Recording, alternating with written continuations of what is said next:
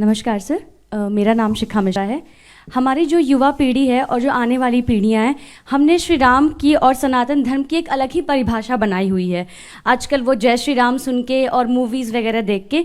तो आपसे मैं जानना चाहूँगी कि हमारे लिए कौन सा सही तरीका होगा जिससे हम प्रभु राम को जान पाएँ जो प्रभु श्री राम हैं।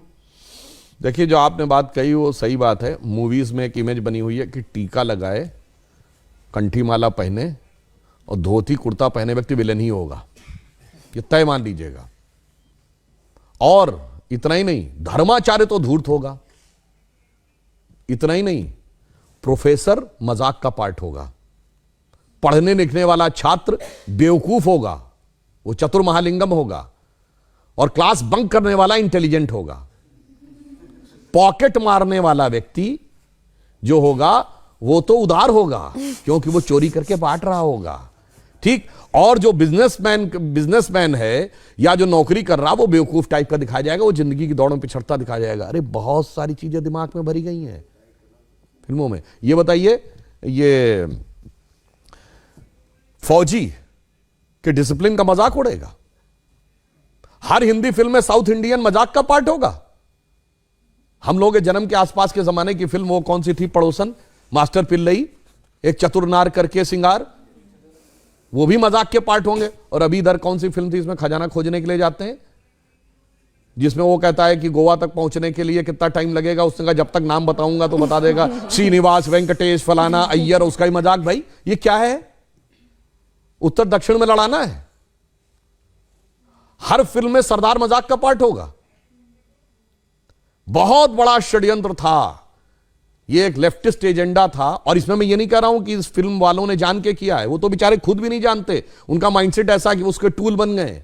तो नई पीढ़ी ने तो बहुत कुछ ऐसा ही देखा है और ये बड़े करीने से उसके दिमाग में बैठा दिया गया है। अरे भाई, हम लोग ही बच्चे थे तो ऐसी बात रहती थी, बाबा आ जाएगा, झोली बाबा पकड़ के ले जाएगा, तो मतलब वो दाढ़ी वाला बाबा ही झोली होगा। और मैं किसी के प्रति अवमानना नहीं करना चाहता, मगर एक बात बताइए, कभी किसी मौलवी को नेगेटिव रोल में दिखाया गया हो तो बताइए। इवन आतंकवाद वाली फिल्मों में भी उसको कैरेक्टर रोल में दिखाया जाएगा। यह सोचने की बात है।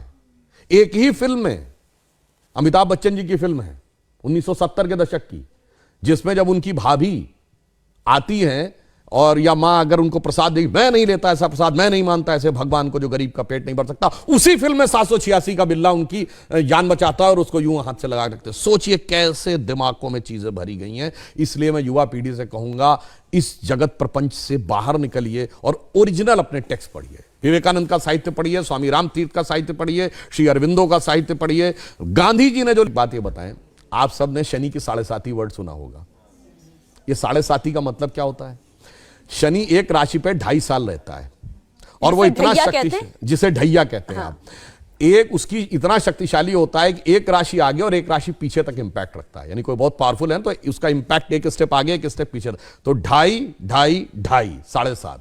तो कहते हैं ना, पहली ढैया, दूसरी ढैया, तीसरी ढैया। 12 राशियां हैं तो टोटल कितना हुआ? 12 × 2.5, 30 ईयर्स। तो शनि का रोटेशन साइकिल 30 ईयर्स है। भगवान राम के भी तो 7.5 लगी थी, कहा था तो बन गए थे। तो 2.5 साल मतलब 30 साल का रोटेशन साइकिल शनि का है। ये तो हमें हजारों साल से पता था, इनको कब पता चला? अभी 100-200 साल पहले। और ये बताते हमको, हम साइंटिफिक थे, तुम नहीं थे। मेरे भाई, तुमने तो कहा सूर्य पृथ्वी के चारों ओर घूमता है। और मजे की बात जानते क्या है? गैलीलियो ने कहा 1633 में कि सूर्य पृथ्वी के चारों ओर घूमता है। यह गलत है, पृथ्वी सूर्य के चारों ओर घूमती है। तो उसको कह दिया गया कि तुम्हारी मौत की सजा दे दी जाएगी। उसने माफी मांगी, उसको अपराधी चर्च का घोषित किया गया, चर्च का अपराधी। और वो चर्च के अपराधी की श्रेणी में जानते कब तक रहा है? 1992 तक। पोप जॉन पॉल II ने उसका नाम हटवाया। वरना जिस जमाने में स्पेस पे सैटेलाइट पहुंच गया, आदमी 69 में चांद पहुंच गया, और तब तक वो इस बात के लिए दोषी था, मगर कोई नहीं कहता उनसे कि आपके धर्म में कोई आपत्तिजनक बात लिखी हुई है, इसे हटाने की आवश्यकता है। मगर जहां सबसे साइंटिफिक बातें लिखी हैं, वहां पे लोग कहते हैं कि इसमें हटाने की आवश्यकता, उसको हटा। इस षड्यंत्र को समझना चाहिए। इस षड्यंत्र को आप भली भांति समझें तो आपको समझ में आएगा कि जो सभ्यता सर्वाधिक उदार है, उसी सभ्यता के साथ सबसे अधिक छल किया जाता है, जिसे हम कहना चाहेंगे आजादी का अमृतकाल है। तो हम कहते थे ना, हो गए हैं स्वप्न सब साकार, कैसे मान लें हम। टल गया सर से व्यथा का भार कैसे मान ले हम। राष्ट्र को है लोग भूले, स्वार्थ है युग मंत्र सारा, वर्ग जाति विभेद की अब बह रही है कलुष धारा। इस अमा के तिमिर को, यानी अमा अंधकार, तिमिर मतलब अंधकार, रात्रि के अंधकार को अब अरुणिमा क्या मान ले हम।